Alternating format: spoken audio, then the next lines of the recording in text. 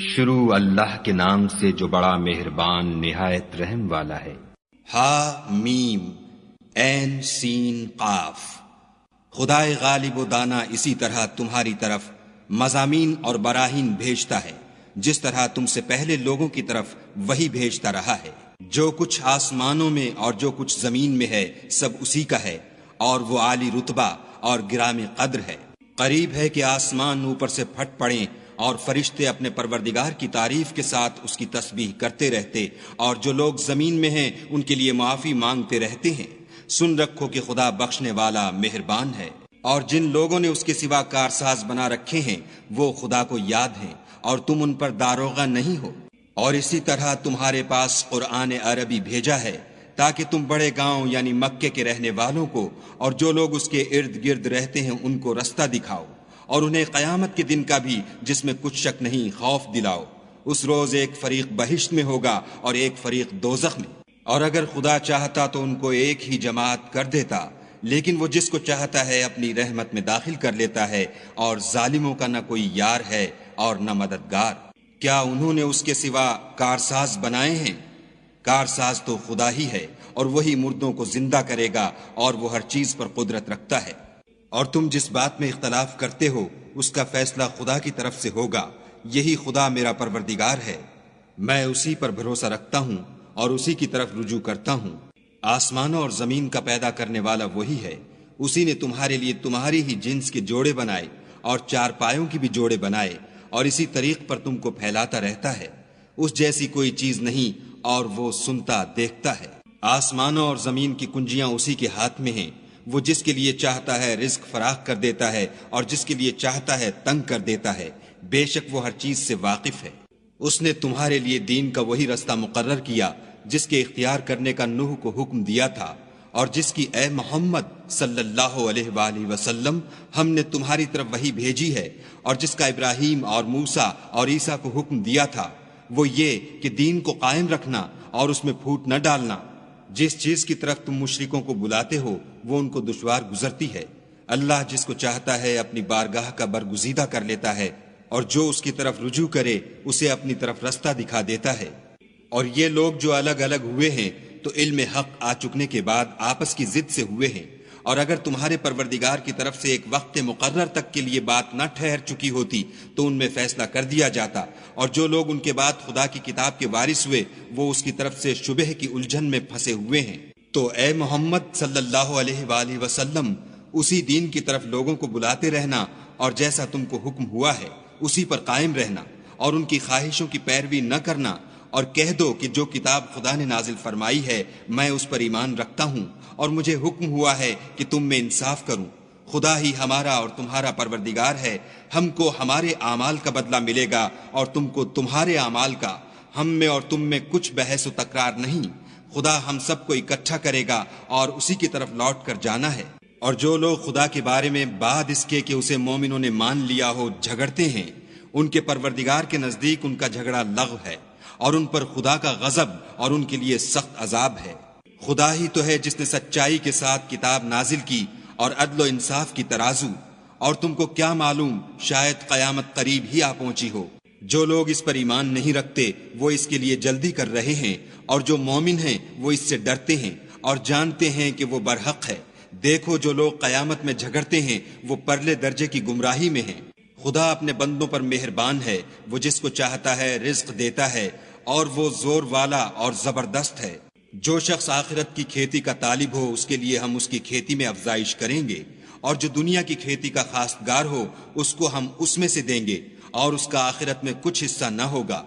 کیا ان کے وہ شریک ہیں جنہوں نے ان کے لیے ایسا دین مقرر کیا ہے جس کا خدا نے حکم نہیں دیا؟ اور اگر فیصلے کے دن کا وعدہ نہ ہوتا تو ان میں فیصلہ کر دیا جاتا، اور جو ظالم ہیں ان کے لیے درد دینے والا عذاب ہے۔ تم دیکھو گے کہ ظالم اپنے اعمال کے وبال سے ڈر رہے ہوں گے، اور وہ ان پر پڑھ کر رہے گا، اور جو لوگ ایمان لائے اور نیک عمل کرتے رہے وہ بہشت کے باغوں میں ہوں گے۔ وہ جو کچھ چاہیں گے ان کے پروردگار کے پاس موجود ہوگا، یہی بڑا فضل ہے۔ یہی وہ انعام ہے جس کی خدا اپنے بندوں کو جو ایمان لاتے اور عمل نیک کرتے ہیں بشارت دیتا ہے۔ کہہ دو کہ میں اس کا تم سے صلہ نہیں مانگتا، مگر تم کو قرابت کی محبت تو چاہیے، اور جو کوئی نیکی کرے گا ہم اس کے لیے اس میں ثواب بڑھائیں گے، بے شک خدا بخشنے والا قدردان ہے۔ کیا یہ لوگ کہتے ہیں کہ پیغمبر نے خدا پر جھوٹ باندھ لیا ہے؟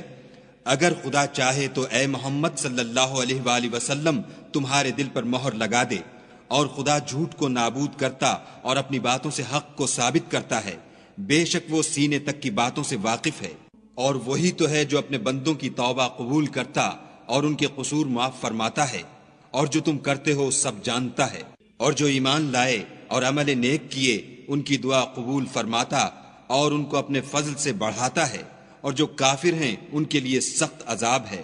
اور اگر خدا اپنے بندوں کے لیے رزق میں فراخی کر دیتا تو زمین میں فساد کرنے لگتے، لیکن وہ جس قدر چاہتا ہے اندازے کے ساتھ نازل کرتا ہے، بے شک وہ اپنے بندوں کو جانتا اور دیکھتا ہے۔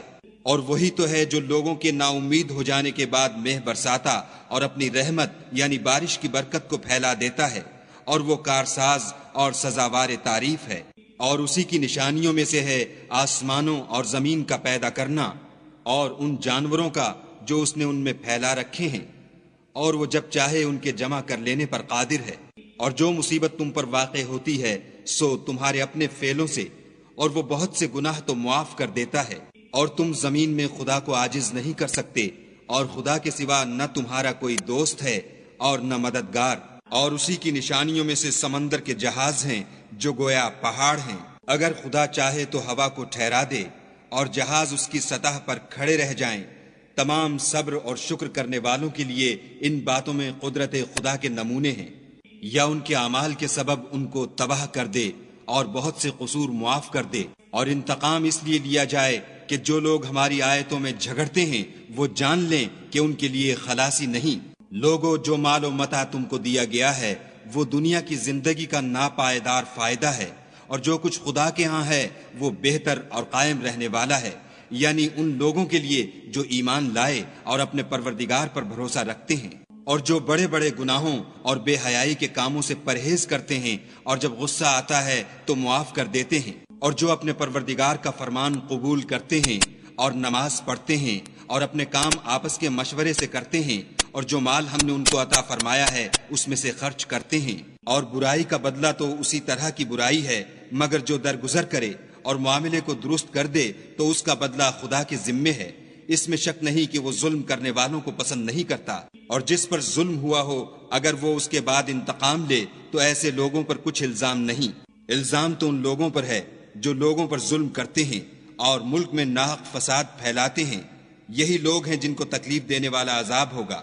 اور جو صبر کرے اور قصور معاف کر دے تو یہ ہمت کے کام ہیں۔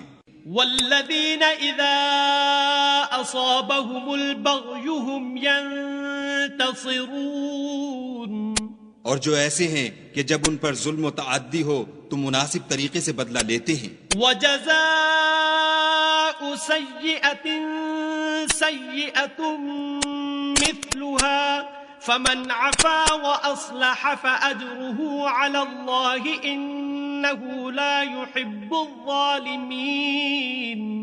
اور جس شخص کو خدا گمراہ کرے تو اس کے بعد اس کا کوئی دوست نہیں، اور تم ظالموں کو دیکھو گے کہ جب وہ دوزخ کا عذاب دیکھیں گے تو کہیں گے کیا دنیا میں واپس جانے کی کوئی سبیل ہے؟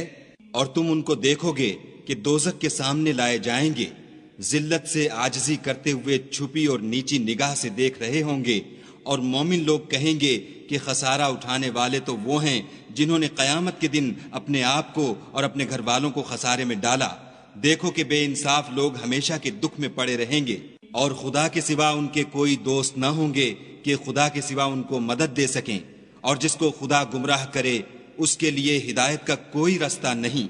ان سے کہہ دو کہ قبل اس کے کہ وہ دن جو ٹلے گا نہیں خدا کی طرف سے موجود ہو، اپنے پروردگار کا حکم قبول کرو۔ اس دن تمہارے لیے نہ کوئی جائے پناہ ہوگی اور نہ تم سے گناہوں کا انکار ہی بن پڑے گا۔ پھر اگر یہ منہ پھیر لیں تو ہم نے تم کو ان پر نگہبان بنا کر نہیں بھیجا، تمہارا کام تو صرف احکام کا پہنچا دینا ہے۔ اور جب ہم انسان کو اپنی رحمت کا مزہ چکھاتے ہیں تو اس سے خوش ہو جاتا ہے، اور اگر ان کو انہی کے اعمال کے سبب کوئی سختی پہنچتی ہے تو سب احسانوں کو بھول جاتا ہے۔ بے شک انسان بڑا ناشکرا ہے۔ تمام بادشاہت خدا ہی کی ہے، آسمانوں کی بھی اور زمین کی بھی۔ وہ جو چاہتا ہے پیدا کرتا ہے، جسے چاہتا ہے بیٹیاں عطا کرتا ہے اور جسے چاہتا ہے بیٹے بخشتا ہے، یا ان کو بیٹے اور بیٹیاں دونوں عنایت فرماتا ہے، اور جس کو چاہتا ہے بے اولاد رکھتا ہے، وہ تو جاننے والا اور قدرت والا ہے۔ اور کسی آدمی کے لیے ممکن نہیں کہ خدا اس سے بات کرے مگر الہام کے ذریعے سے یا پردے کے پیچھے سے، یا کوئی فرشتہ بھیج دے تو وہ خدا کے حکم سے جو خدا چاہے القا کرے، بے شک وہ عالی رتبہ اور حکمت والا ہے۔ اور اسی طرح ہم نے اپنے حکم سے تمہاری طرف روح القدس کے ذریعے سے قرآن بھیجا ہے۔ تم نہ تو کتاب کو جانتے تھے اور نہ ایمان کو، لیکن ہم نے اس کو نور بنایا ہے کہ اس سے ہم اپنے بندوں میں سے جس کو چاہتے ہیں ہدایت کرتے ہیں، اور بے شک اے محمد صلی اللہ علیہ وآلہ وسلم تم سیدھا رستہ دکھاتے ہو، یعنی خدا کا رستہ جو آسمانوں اور زمین کی سب چیزوں کا مالک ہے۔ دیکھو سب کام خدا کی طرف رجوع ہوں گے اور وہی ان میں فیصلہ کرے گا۔